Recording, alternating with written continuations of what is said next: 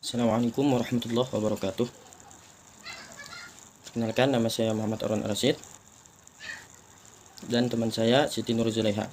Di sini kami akan menjelaskan tentang makalah kami yang berjudul Hadis tentang minyak zaitun dan buah tin dalam perspektif Sains.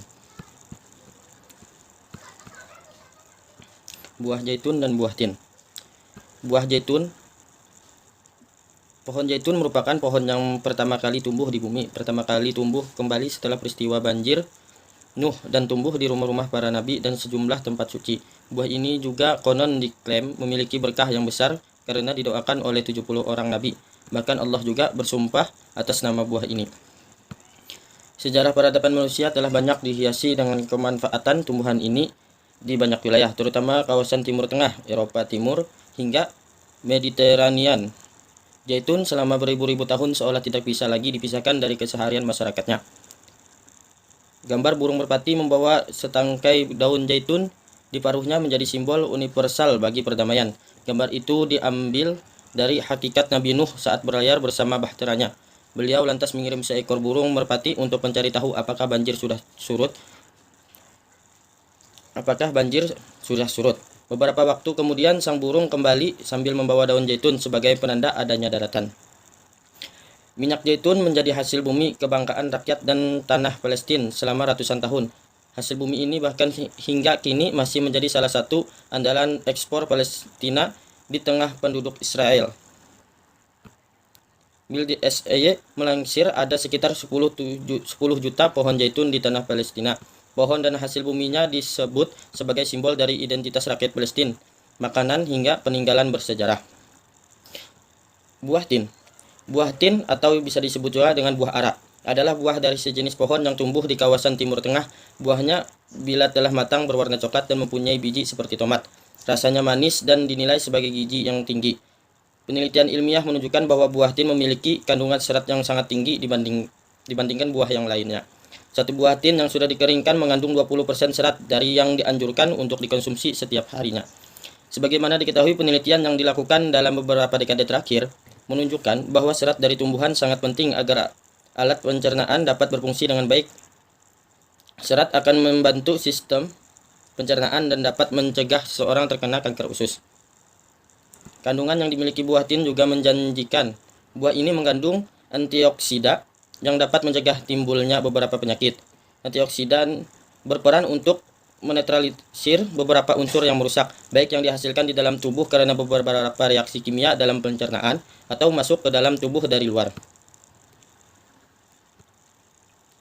Buah tin adalah nature most nearly perfect fruit, yaitu buah yang hampir mencapai tahap kesempurnaan secara keseluruhan. Buah tin telah dianggap oleh pakar-pakar makanan sebagai makanan functional food karena buah tin bukan sekedar mengandung zat-zat yang berkhasiat, bahkan lebih dari itu, dan bermanfaat sebagai penjaga tubuh dan mampu mencegah serangan penyakit-penyakit tertentu. Hadis tentang minyak zaitun dan buah tin. Hadis yang pertama, yang artinya Ahmad bin Hambal radhiyallahu an berkata, telah menceritakan kepada kami Abdurrahman bin Mahdi, telah menceritakan kepada kami Sufyan dari Abdullah bin Isa berkata, telah menceritakan kepada kami atau orang yang berada di tepi pantai. Dari Abu Usaid atau Abu Asid bin Sabit. Sufyan ragu. Nabi SAW bersabda, makanlah buah zaitun dan pakailah minyak rambut dari buah zaitun, karena buah itu dari pohon yang berbarokah. Hadis kedua, yang artinya telah menceritakan kepada kami Muhammad bin Bashar, telah menceritakan kepada kami Mu'az bin Hisham, telah menceritakan kepada kami bapakku dari Qatadah, dari Abu Abdullah, dari Zaid bin Arqam, bahwasanya Nabi SAW biasanya menjelaskan tentang khasiat minyak zaitun dan wash bagi orang yang menderita radang selaput dada. Qatanah berkata, meminumnya yakni meminum dan mengarahkannya pada salah satu sisi mulut kanan atau kiri sesuai dengan bagian yang terasa sakit. Abu Isa berkata, ini adalah hadis hasan sahih, dan Abu Abdullah namanya adalah Ma'mun dan seorang Syekh Basir. Hadis ketiga, yang artinya Rasulullah SAW bersabda menyebutkan was sejenis tumbuhan, kuts, kayu hindi, dan minyak zaitun, bahwa itu semua dapat mencegah penyakit lambung. Dalam hadis keempat, yang artinya Rasulullah SAW telah diberi hadiah satu wadah buah tin, kemudian Nabi SAW bersabda, makanlah Lalu beliau pun memakannya dan berkata, jika engkau berkata ada buah yang diturunkan dari surga, maka bisa aku katakan inilah buahnya. Maka sesungguhnya buah surga tanpa biji. Oleh karena itu makanlah, karena buah tin ini dapat menyembuhkan penyakit wasir dan encok. Hadis riwayat Abu Darda.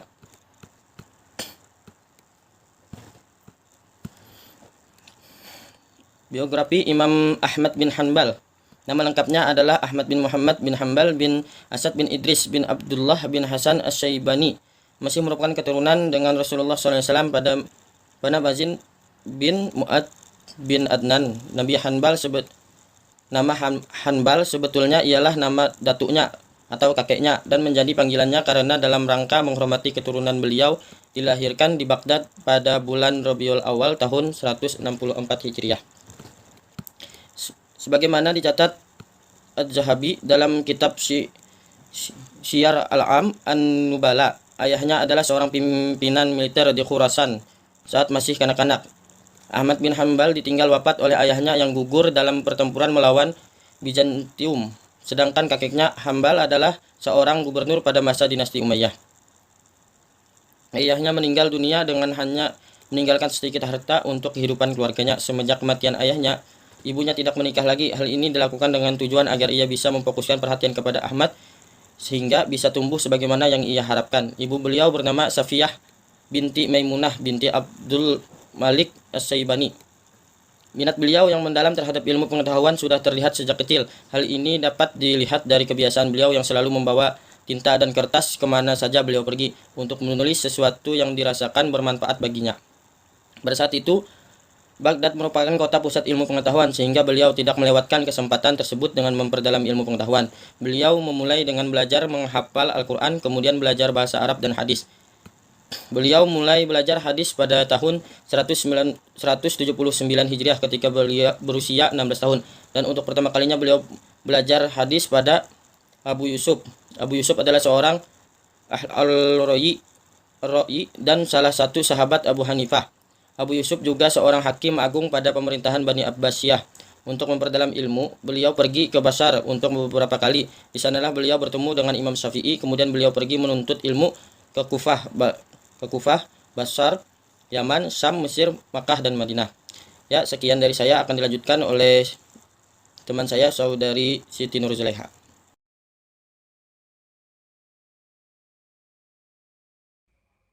Baiklah, sebelumnya telah dijelaskan hadis tentang buah zaitun dan tin. Selanjutnya tentang fahmul hadis perspektif sains. Yang pertama tentang minyak zaitun atau minyak dari buah zaitun. Manfaat minyak zaitun selain tercantum dalam Al-Quran, ia juga merupakan menu makanan Nabi. Buah zaitun memiliki nama ilmiah Olearubaceae yang masih tergolong dalam familia Oleaceae.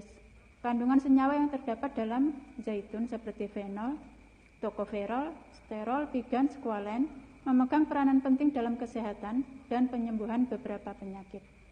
Senyawa fenol diyakini berfungsi sebagai antioksidan yang sangat kuat. Semua senyawa yang bermanfaat itu tadi terkandung di dalam ekstrak buah zaitun yang berupa minyak. Seperti kita ketahui, minyak selalu identik dengan kegemukan. Karena itu minyak menjadi musuh utama bagi mereka yang ingin menurunkan berat badan, namun tidak demikian dengan minyak zaitun. Pada sebuah hasil penelitian yang dimuat dalam The British Journal of Nutrition, bahwa penggunaan minyak zaitun sebagai pengganti minyak jenuh untuk kebutuhan sehari-hari selama 4 minggu tanpa mengubah pola makan dapat mengurangi berat badan 2-3 kg. Menurut ilmu kedokteran, minyak zaitun mengandung bahan-bahan minyak, karbohidrat, protein, kalsium, fosfat, zat bersih, dan vitamin. Dokter menganjurkan agar menggunakan minyak zaitun yang diperas dalam keadaan dingin atau alamiah tanpa mengalami proses pemanasan. Minyak zaitun dapat digunakan sebagai obat sebagaimana pernah dikaji oleh ilmu kedokteran. Minyak zaitun yang diperoleh dari ekstrak buahnya berfungsi melindungi sistem pencernaan. Jika dioleskan pada bagian luar, minyak zaitun bisa melembabkan kulit dan berfungsi sebagai penghantar bagi minyak-minyak penting lainnya. Minyak zaitun bila dipakai suplemen makanan dapat menjaga jantung dan pembuluh arteri tetap lentur. Efek yang menguntungkan secara medis dari minyak zaitun karena tingginya kadar asam lemak tak jenuh tunggal dan kadar zat antioksidannya. Selanjutnya, manfaat buah tin. Buah tin kering kaya akan serat, tembaga, mangan, magnesium, kalium, kalsium, dan vitamin K yang relatif diperlukan terhadap kebutuhan tubuh manusia. Kaya kandungan akan serat maka mampu mengurangi berat badan. Oleh karenanya, buah tin sangat sesuai untuk mengatasi masalah berat badan. Buah tin juga kaya akan vitamin A dan B serta kadar tertentu dari vitamin C dan mengandung kandungan garam pokok seperti kalsium, fosfor, zat besi yang membangun pertumbuhan badan dan pembangkit tenaga darah. Kandungan-kandungan buah tin seperti serat, kalium, dan magnesium dapat mengurangi serangan angin dan mampu mengontrol tekanan darah tinggi. 40 gram bagian buah tin yang kering menghasilkan peningkatan yang signifikan dalam kapasitas antioksidan plasma dalam darah. Gabungan zat yang terkandung dalam buah tin yaitu serat yang tinggi dan kadar gula, dan karbohidrat dalam bentuk yang ringkas yaitu glukosa dan fruktosa mampu mengontrol kadar gula seseorang. Penelitian menunjukkan bahwa serat terlarut bisa membantu gula dalam darah dan mengurangi kolesterol dalam darah dengan mengikatnya di dalam saluran pencernaan, manakala serat tidak larut dalam mengurangi dan mencegah kanker usus besar. Tin memiliki jumlah yang lebih kecil dari banyak nutrisi yang lain. Ia memiliki efek pencahar dan mengandung banyak antioksidan, merupakan sumber yang baik flavonoid dan polifenol. Kandungan serat yang terdapat dalam buah tin dapat memperlahan proses penyerapan glukosa di usus kecil. Untuk itu sangat cocok bagi penderita penyakit kencing manis. Buah tin juga dapat digunakan sebagai bahan pelancar, penahan sakit, dan unsur perkumuhan air kencing. Buah tin mengandung khasiat yang tinggi jika dibandingkan dengan buah-buahan yang lain. Ia tidak mengandung garam, lemak, dan kolesterol, tetapi mengandung lebih tinggi kalium, serat, dan zat besi.